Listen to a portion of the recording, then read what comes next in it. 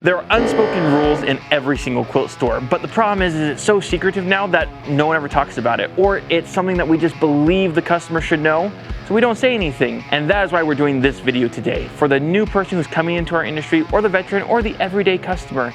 That way you understand all the little facets of a quilt store, and additionally, how you can have a better quilting experience. Let's get started. When you walk into the quilt store, you're going to find a lovely team member of that quilt store, or maybe the owner of the quilt store. We always feel like, especially if it's your first time in a quilt store, that you don't know what's going on. First say, I'm new here. It's totally okay, because the quilt store owner or their team members are going to want to help you walk around, give you kind of a lay of the land, or ask you what you're working on. It is totally appropriate to do that. In addition to that, it is totally appropriate to say, hey, I'm here for this one specific thing, I gotta hightail out of here. The goal for the quilt shop is to make sure your experience is fantastic so you keep coming back. Now here are some of the don'ts. First one is, don't come in with an attitude.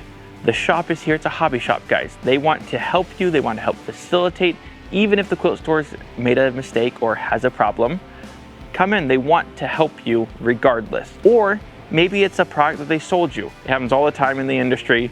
Someone comes in, they buy a pattern, and they're like, this pattern is so poorly written, this, that, and the other. We're a hobby shop. We want everyone to grow and love the hobby. So if there's a mistake like that, you know, water off a duck's back and make sure that we can continue to have a good time and don't dampen the mood of everyone else's experience around you. On to the next one. Next one is bolt etiquette. Now, in a quilt store, we're full of quilting cottons and bolts of fabric. But I'm talking like you have this beautiful line of fabric. The customer will take these out, put them in upside down, unfold them, and put these back here, or even worse.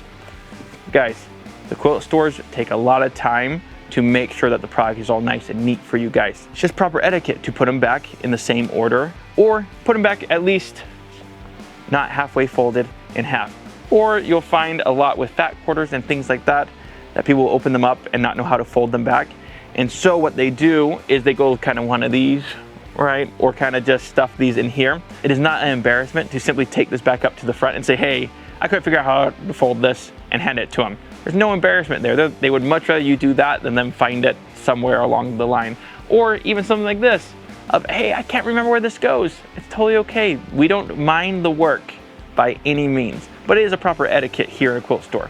Now, depending on the quilt store, this is something that you just have to look for. Some quilt stores like ours, you'll see that there's no product on the floor. We don't put anything on the floor. Right when you walk into a quilt store, you'll know if it's a shop that has things on the floor or does not. Just take 1 second and look, and you'll figure out all the answers for what type of store they are.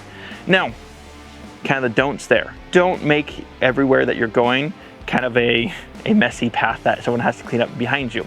Now, I get it. You're gonna move stuff around and all that. Quilt stores don't care about that. Especially for a new time shopper, I always see them when they come into the store and they're so kind of anxious because they like, can I pull this out? Can I? Absolutely, absolutely. But just as proper etiquette, if you don't know where it goes, give it back to them. If your fat cord gets unfolded, give it back to them. They'll take care of it, no problem.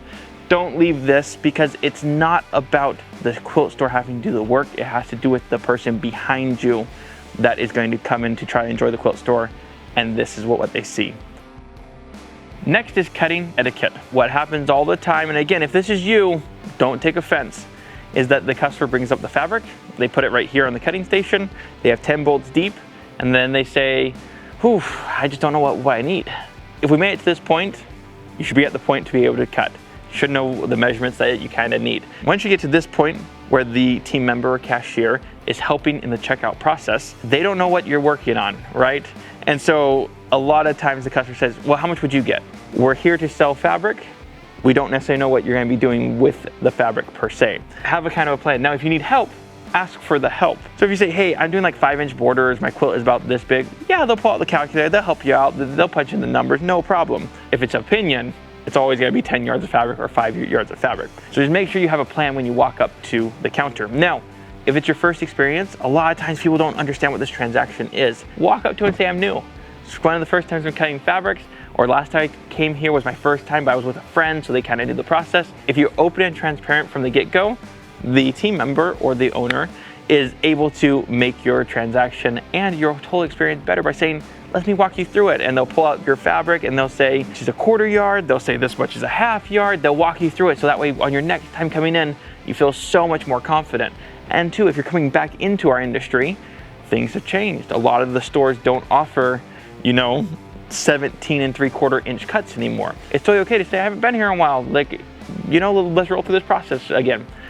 Totally okay. Now, the don'ts here. Don't expect the quilt store owner or the team members to know exactly what you're doing. You come in and say, I want to put sashi on it. Okay, 2 inch, 5 inch, 12 inch, 15 inch. How much fabric are you thinking about this? You want to divulge the information. Don't hold the information. And if you do that, your entire experience in the quilt store will be so much better, because the more information that they have, the better that they can help and serve you.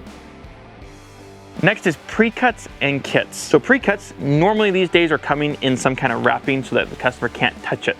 The reason being, and if this is you, again, there's no shame. The reason being is people kept opening them. They would open them up and kind of want to see all the pieces. And they say, I don't want that one. Now we're left with strips of fabric that you can't ever get to look like this again. Although that's not damaging to the fabric, it's damaging to what the product used to be. So as far as pre-cuts, you're totally okay, even if you walk this up to the front of the store and you're like, hey, this plastic's shiny, is it okay if I take it off? Most stores would say, yeah, absolutely, and they would pop this open for you so you get to see like the true color of the fabric. They don't want you though to take off that band and it kind of spill out everywhere, because there's not really a way to put these back. Kind of contrary though is quilt kits. Quilt kits are always designed in a way so that the customer can look at them. Now, depending on quilt store, if the quilt store is saying, don't take pictures, don't do this, don't do that, if you have a store like that, ask the question before you open into a quilt kit. But majority of quilt stores these days will say, yeah, if you want to see the pattern, that's not a problem. They'll pop this open and they'll let you read the pattern, look at it. There's normally no problems with that. And say, well, which one are you looking at? That one there? Like, they want you to be able to see it. We kind of group them together, but because of this method of quilt kits where someone's way more willing to say, oh yeah, let's look at this, people kind of do that to pre-cuts. Kind of a don't there. Don't open pre-cuts. Kits, ask somebody and they'll walk you through it and help you all the way through it. We'll see if that falls. Now, quilt kits are amazing, but again, they're not the same thing as pre-cuts. Now, same thing if we come over here and circle around to these. Fat quarters fall in the same rule, which we talked about just a little bit ago. But you pop them open and you look at them, totally okay. If you can't figure out how to put it back in the same neat order, because the quilt store runs off of these things, give it back to them. That way they know. Because to a lot of quilt stores, base pricing off of the shape of the actual material. For instance, if it's folded like this, it's this price. If it's folded like this, it's this price. If you kind of fold it some way else, it's kind of like mystery price now, right? Which is not good for the quilt store and it's not good for the customer experience. And especially when it's shaped differently than what the quilt store is used to, they then have to open the whole thing up, measure it to make sure what it is, and then go back to, folding it and putting it back where it goes. So just be really mindful of those things. They're not anything negative, just simply most people don't know. On to the next one. Oh, next one is displays versus seating. Now, this is always a funny one to me. We're a display-based store. Most quilt stores these days have turned into display-based stores, meaning they have something like this. It's beautiful, it's amazing, right? Like IKEA, you walk in, you see the stuff, right? They don't want you to actually get on the bed. They just want you to look at it, right? It's the same thing in most quilt stores, is that you're gonna find lots and lots of displays.